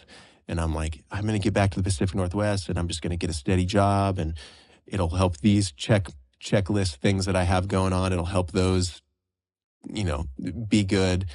And none of it was working out. And then, the cruise ship stuff came up, and it's been like such a great, enjoyable experience. And then I have some other opportunities really coming about in Austin for me. And so, yeah, it's a lot of this man plans, God laughs situation happening for me. Yeah. I remember me and Mark were talking, and I was like, I think you visited or something. I was like, yeah, how's Jake doing? And he's like, is he still planning on coming, moving back? Because that was kind of something we had talked to previously. And he's like, no, he's staying in Austin now. He's going to go work on a cruise ship. I was like, what? Yeah. So it's cool. Yeah, it's interesting, man. As much as I'm actually accepting, I don't know if I want to put this in the podcast, but I'm actually accepting a salary position in Austin. And it's really not even like my first choice. It's actually kind of it's a staging company that I'm like, I get a lot of purpose and like meaning out of it. Like I really feel like this place needs a good leader. This place needs a good example. They need someone who's positive. There's a lot of negativity that can easily start flowing in like the stagehand world. And I really bring out like a new light, you know, just to like brag a little bit. But like I really am, because I'm intentional and purposeful. Like if I'm in a bad mood in the car, I'll get myself in a good mood. I'm gonna listen to Tony Robbins on the way to the gig. I'm gonna like I'll smile in the car to get my like I'm like, hey, I'm here to serve these people, and they don't need a grumpy asshole. They need someone who's positive, encouraging. And so like I work on myself so I can go in and do that. And I'm being put to use in that way. It's not always easy. It's grueling hours. Some people really like don't get me. They don't like me. But I'm being used like in a. I feel that this job that I'm going towards is maybe it's not doesn't check all my boxes of like these amazing things and I'm making all these crazy money, but it's like I can be of service there in a way that is genuinely useful and fulfilling to everyone involved. You know, it's kind of one of those. Yeah, and you're learning and new skills and kind of flexing those things you've learned along the way and learning new stuff, which maybe that's part of the path. You know. Yeah, yeah. It's bringing out sides of me that I can be proud of in a way. You know, like I'm just like. I'm in charge of like some big stuff. Like if I make the wrong decision in the single second I say the wrong thing, then I just cost this company thousands of dollars, or even worse, I just put someone in danger safety wise. You know, like so there's. It's cool to be called towards a certain level of responsibility and to actually, you know, succeed at it, like do well at it, like to look around and go like, damn, I'm actually serving this role well. You know, it's something to be proud of. So, yeah, it's been interesting though. I didn't think I'd be in Texas this long. Yeah. Do you like it? I mean, Austin's a pretty cool town, but I've never been there more than a vacation. Yeah, I love Austin. Austin is really cool, man. It's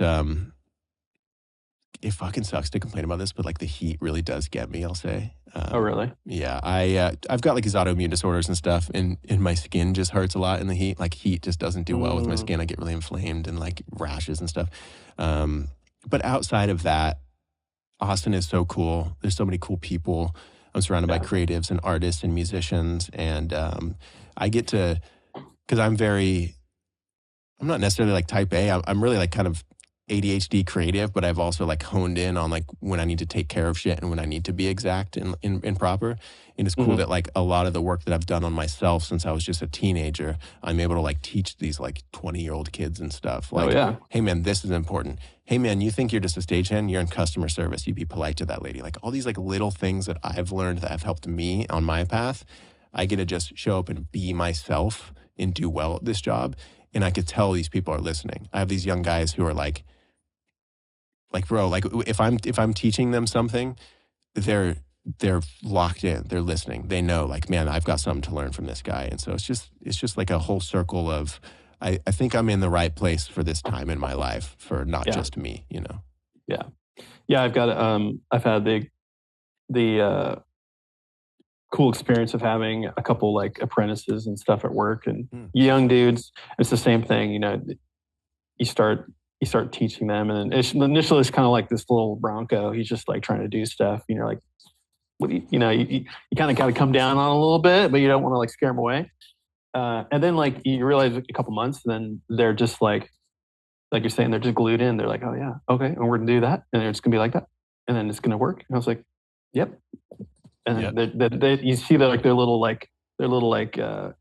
confidence branches just start going out. And you're like, all right. No more questions. It's been like weeks since he's asked me for anything. Yes. Hopefully he's not screwing stuff up, but like go with God, young Padawan. You can just assume he's fixing things now, you know? Yeah. Well, I mean, that's cool. That's when we're able to teach what we've learned and like impart it with other people. Even if we're not like saying, I'm a teacher and I'm teaching you this, and you like, you know, it's not like all about having a slideshow with your like teaching points, you know? It's like you show up, you work on yourself so that when others need to come up for air, there you are, you know, like, and that's even in just our skills, you know, we find a way to, like, if you were fighting against your own demons and like drinking before bed every single night and you just wake up super hungover, maybe you're going to be a jerk to that guy and he's not going to learn anything from you. You know what I mean? And so you working on yourself makes you more open to, little pieces of the puzzle that other people might need. And especially as a man, it does feel good, I'll say, to have younger men listen to me, in a way that they're getting genuine help from what I'm offering them. And I like that. Yeah. And for me, it was tough. Like the first time I was doing it, it was like, I was getting frustrated because I'm like you don't get it. You don't have the skills. You don't have the this and that and that. And I had to like have a major like internal moment where I'm like, yeah, idiot. He doesn't have the skills. That's why you're here. Yeah. Who taught him to him? Yeah. And like, I have to think about things like that. Like he never went to school like I did. He's just come up in the dealership or whatever. It's like, he doesn't have the foundation. And so that's why I'm here. And so as much as I want to be frustrated and like maybe come down on him a little harder, I'm like, I have to like have the grace also and just be like, hey, let's work on this. Like, do you understand what I'm saying? Like start really like slowing it down, which is tough, in this industry or industry I work in. But, then they start talking back and you're like, oh, okay. And I can kind of get a depth for where they're at. But if I've seen it a lot in shops where guys don't in that position, they don't think like that. And it's just like, you don't get it, dude. And then these kids that potentially could be a good technician or whatever, they just get left by the wayside. They quit or whatever else happens because no one takes the time to really understand that they're dumb. And I was dumb too. That's why we start these type of things, So, sorry, go ahead. Go ahead. I mean, I was going to say, like, if you never got to the point where you're able to be humble enough as a man and go, you know what, man, I was dumb and I was young and dumb once too. Let me help you out. If you never got to that point, if you think if you're all in your ego and like, I'm the shit and, we've seen it happen. I'm sure you've seen it happen in your own ways as well at work, is some people will use that hierarchy of like, I know my shit. They'll use that as like a reaffirmation of that they're higher in the hierarchy when they see a dumb person. It's like, yeah, of course you're an idiot. I'm the only one who could do this. And it's like, you're keeping everyone below you so you could feel higher than them. What the fuck is that? Yeah, like, just limiting yourself. Yeah. Well, and the term I like to use when I'm talking, teaching is like, I'll say like, and don't do that because this will happen. Ask me how I know. And they're like, oh, because I did that once, and I'm trying to help you and like teach you like why this is, don't, torque it like that or whatever, because you're going to snap the bolt off, or something. Yeah. Well, it's the most actionable thing too. I think we live in this kind of age where a lot of people, we demand change and like, people are like, you need to act more like this and we need to be more like this. And it's like, who are you talking to? You're the adult in the room. Like you're demanding like the government needs to do this. Well, they're not your dad. Like I think we don't think that we're the adults in the room. Like at some point you got to look around and go like, I'm the example. Yeah. And you got to really take responsibility for it. And that's a heavy weight to bear, but it's the truth of what's going on here. It really is. Like, if you're not going to be the example, who is? Is it just people in churches? Is it just, you really think like the government should be the best example? You're mad that the president doesn't act this way, whatever, and you're going to spend your time like whatever it is that you do with that. It's like, you could waste all of your energy saying, you guys need to be more like this, or you could be more like this. Yeah. It's not about pointing fingers, We all have to step into our leadership roles wherever they're at. Yeah. And whatever opportunities and capacity that is, that's definitely something kind of to what we've been talking about, this theme of, symbols and signs and things that the earth and gives us. It may be as simple as, taking somebody under your wing for just a conversation, or it doesn't have to be with your trade. I remember, I think it was actually like towards the end of my like church days, like after high school, I remember we were in this part of where like everyone was just kind of like talking and introducing themselves to each other. And the pastor is just like, hey, if you feel called to it, just pray for each other, And the guy told me his name and stuff, and I started praying for him, and then I was like, hey, and I called him Dave. I was like, Dave, I know he's probably going through some relationship stuff or something like that, and he's stressed out, and he just starts crying, and I was just like, afterwards, he's like, dude, thank you. I'm like going through a divorce and like, I don't know what's going to happen with the kids. He's like, and we just started talking, back and forth. He's like, how did you know? I was like, it wasn't me. But like putting yourself in those positions, whether it's praying for somebody or teaching somebody, just being that vessel for light, basically. I think that's kind of like the theme of, and it's not even just a masculine thing. That's just being human. I think that's the big thing to be open to.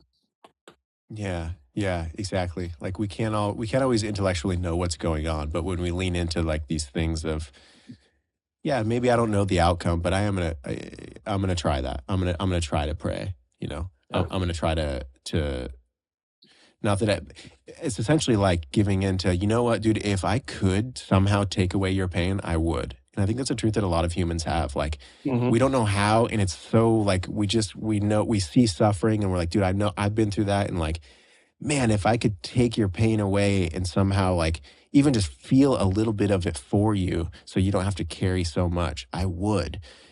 I think a lot of humans, I think it's a natural thing all humans have, in a way, but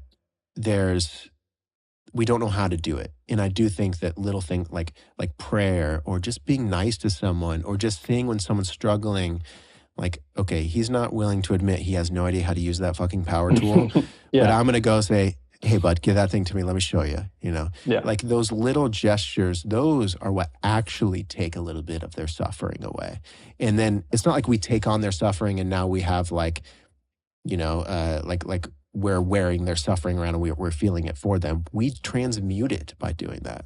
We dissipate their suffering by having the courage. Courage is this thing as we keep talking about masculine and men and stuff, but courage is this thing like you need to buck up and run into the battlefield with your sword. Sure, that's courage, but also courage is the courage to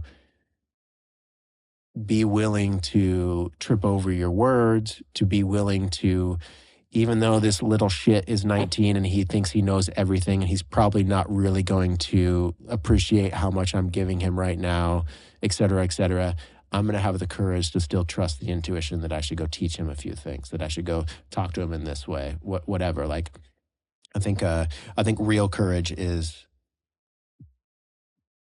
praying for Dave, Like, yeah. Answering the call and just being open in that whatever that situation is, whether it's praying for somebody or like we're talking about teaching somebody or just even just witnessing people. There's been times where maybe for you too, you driving and you just see somebody on the sidewalk and like my heart sinks sometimes. I'm just like, God, almost like seeing like the OG hobos, the OG like homeless. Like sometimes you're just like, I just know that person is just so down on their luck. They really are down on it. And if you just feel for them and you pray for them, or you just kind of feel whatever that was, you just feel it. And there's been so many times where I'm just like, spend a little time in those moments, just like witnessing them and just like putting out the good vibes and, maybe pray for them. Yeah. I think there's something very real about that, like if they're, like a homeless person, for example, if you can tell like, man, there's no version in their mind that is picturing them in 5 years, happy and healthy and loved and in a warm home. Like they're probably not thinking about that because they're in a survival mindset. They're just trying to, survive it and do what they need to do to get their food tonight. Like they don't really have they can't really afford in that moment to like sit there and try to think of a better future for themselves maybe. And so maybe I'm going to bring that possibility into this universe right here. And I'm just going to take 10 seconds and I'm going to say, I can't help you right now. Like I've got to go to work. I don't have a bunch of money to like give you a bunch of money and solve all your problems. It's just not the truth of my being. But I can picture you happy. I can picture you nutrient dense and you've got more more muscle and fat in your face because you're not starving. And I'm going to picture you in a home, and I'm going to picture you married and happy. And I feel like maybe it's a little dorky, maybe it's a little like wishful thinking, but I don't know. Maybe there's no opportunity for that in the universe until you just thought of it, you know? Like think of them happy and healthy and really like wish it, feel it in your own body and send it towards them. There's something about that, man. There's something about it. I agree 100%. If nothing else, you've given them like a doorway, like the energy doorway. Like you've opened it, something's going to happen. closed. Something's going to happen. You don't know what it is. You pray and hope for the best. But I agree. Yeah. Well, man. Okay. So as we get up here in time, I would like to end for. I'm always thinking about the beginner mindset on the podcast. I'm always thinking about the people who are like they're coming to listen to us because they're they're wanting to self-improve. They're wanting to better their life. They're wanting to not be more like Jacob or Tim, but they want to be more like their version of their highest self. Can I ask you, how do you pray? Like, do you drop to your knees at your bed and you say things with your mouth? Do you write? Like, can you walk me through how you pray? Yeah, I've taken it kind of like a shamanistic approach to prayer. Mm-hmm. I don't think you need. It's one of those things like you can keep it super simple. You can drop to your knees. You can do it while you're working. You can do it, whatever. But for me, I'm just super big on intention, and I think the universe and God, in my belief, I think that's the biggest key to anything. It's just intention. So when I pray, I'll usually, obviously, I start with some, a little bit of energy work, a little bit of breath work, and just for me to kind of, drop in. And yeah, I just, for me, I fall to my knees. I pray on my knees, maybe kind of like a Muslim would or something like that. Someone who falls, like that. But I've done it. I do it both ways. I'll fall to my knees, my head down, or I'll, kind of crisscross, like kind of like a meditation pose. And for me with prayer, I like to start and end my prayer with gratitude. So I know sometimes it's tough when you're going through stuff. You just want to be like, help me, I need this, and help me out. But I think again, the intention is the space and the energy, with whatever the deity or the energy is. For me, it's creator, God. So I just, there's just there's gratefulness. And then, it, depending on what kind of flows at that point, it just kind of, it rolls out. Whether it's, this has been on my heart, I'm praying for this, or, guide me this way, and also I pray for my future self. Pray for your future self, and pray for the way you want, God to like shape you into the person that you're down here to be. And if you don't know what that is, just pray for it. Like, God, I don't know what I'm here for. Like a lot of us, I think that's the question, right? So give me guidance to whatever that is. Show me my purpose, and then I think once you start that dialogue, like we're talking about with the signs and the symbols, you'll start to see things like, for me, it's community. For me, it's it's faith, community, and so that's whatever that is. That's like for my future self, I pray for it, and maybe that changes over time. But I just know in my soul right now, that's like why I'm here. That's one of my I guess I wouldn't say talent, but it's like, one of the things that God's like, yeah, this is you, and this is what you're supposed to be doing.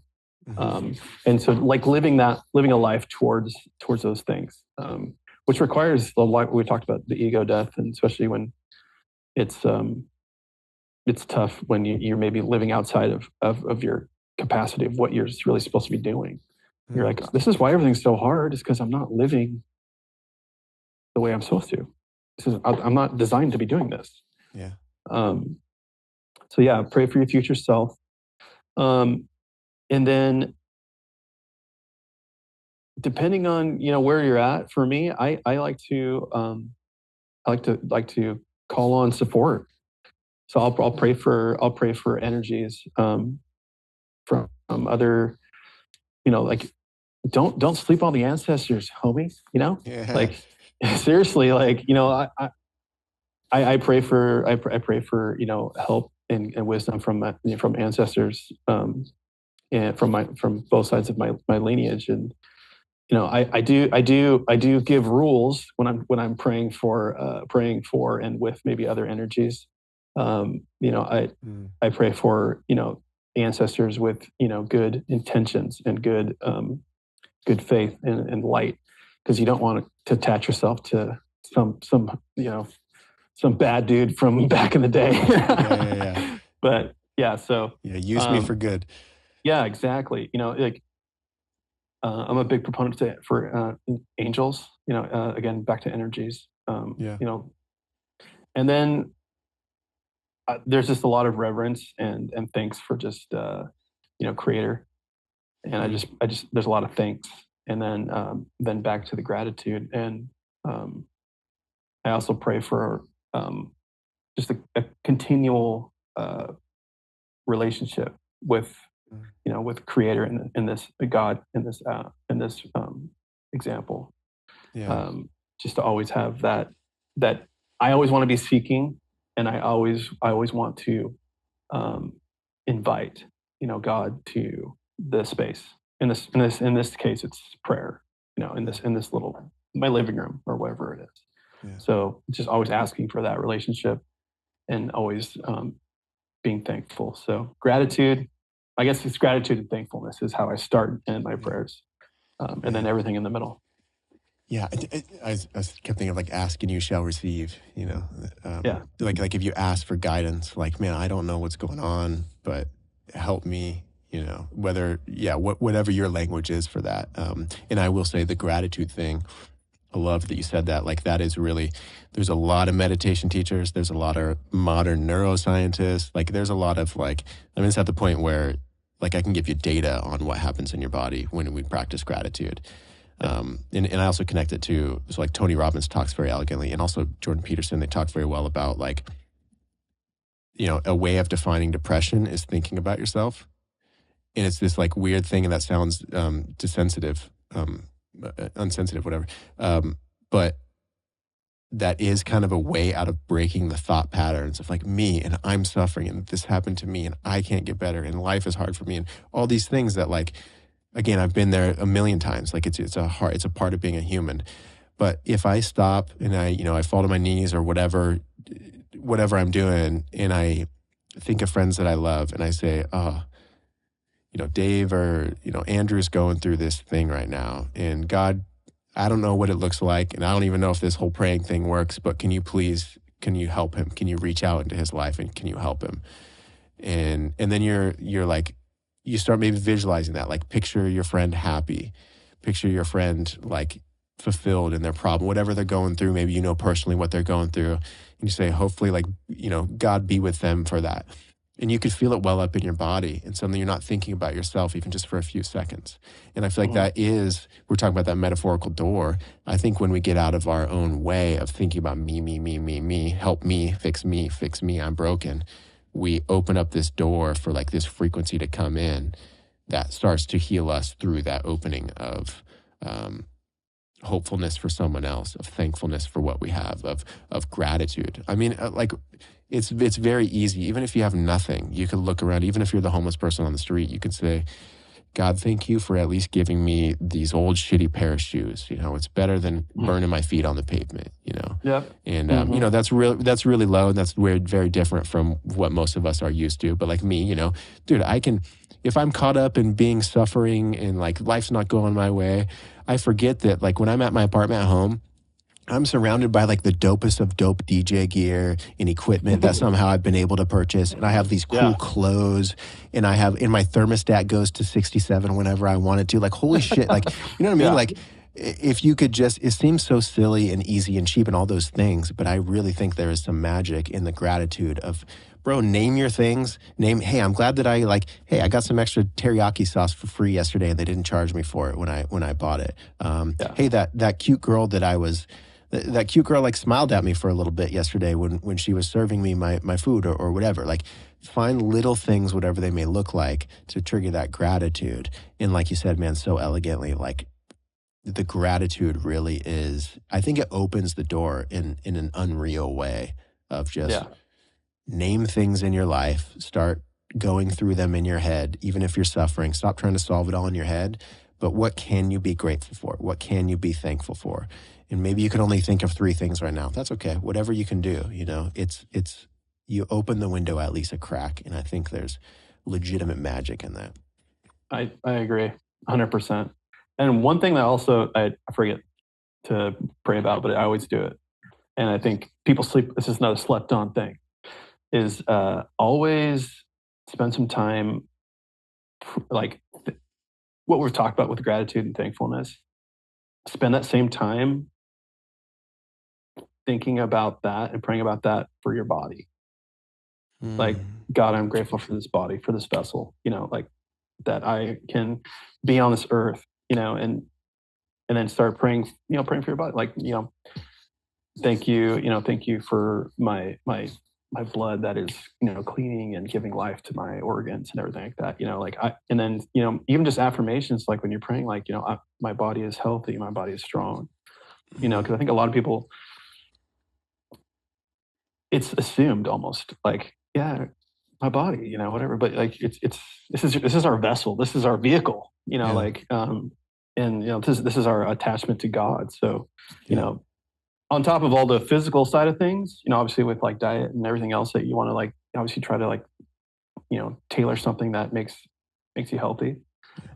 It's just one of those spiritual things that I think people don't. Maybe they do. I don't know. I don't know everyone's prayers, but it's just something that I like to really add into my prayer is always being very thankful, very having a lot of gratitude for your body. Yeah. I like that you included that, man, because I think as someone who like deals with chronic stuff, I can sometimes get caught up in like, why am I dealing with this? Like, I just want to get better. Like, you know, but I can pray for the things that aren't like, dude, I have eyesight and it works pretty well.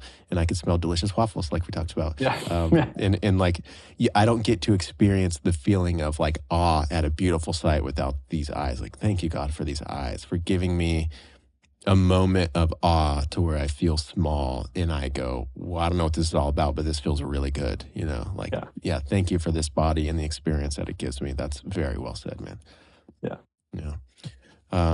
Okay, brother. We are getting up here in time. I should probably get back to work, see if any fires need put out, or hopefully they burned out while I was away. I want to thank you again for your time and doing this again with me, buddy. Thank you so much. Yeah. And thanks for, you know, always taking my my call and providing this platform, you know, for, you know, people just to like talk about this stuff. Like you're really doing a lot of good and helping people. Hopefully, man. I selfishly, I just love doing this thing, and so I'm glad it helps people. You know, so. Well, I'll be hitting you up because I want to start my own little podcast too. Ooh. So I'll be hitting you up for some tips and tricks and what gear and stuff, because I'm tired of looking at YouTube videos. Yeah, no, dude, I will happily help you. I would love to, 100%. Please, yeah, let's chat. I'm on this. Let's see, I've got like 2 more weeks on this cruise. I mean, I do have a little bit more travel work, but I'll be more available. So call me anytime. Stay in touch. And yeah, let's get that ball rolling, man. I could probably, nowadays you really don't have to spend too much. There's a lot of like a lot of tools these days that like really simplify, even like making clips and, you know, AI to like help you write bios if that's your thing. Like there's a lot of cool stuff that I would love to give you if you want to explore more on the podcast too, man. That'd be awesome. Totally open. Yeah. All right, Tim Fraley, I appreciate you, brother. Have a good rest of your day. Listeners, you know the drill. If you are listening right now and you haven't drank any water today, what's your problem? Drink some water. If you haven't stretched today, what are you doing, dog? Get on your knees and stretch, and try out some prayer. Whatever prayer means to you, however it works for you. Maybe you could try Tim's way. Maybe you could try some of the ways that I rambled on about, but give it a rip.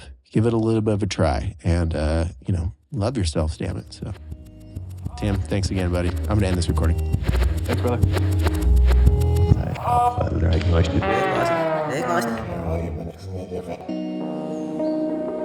Hello, and welcome to the Junkyard Love. Hey, everything's gonna be alright. It's all good. It's all good. The Junkyard Love Podcast.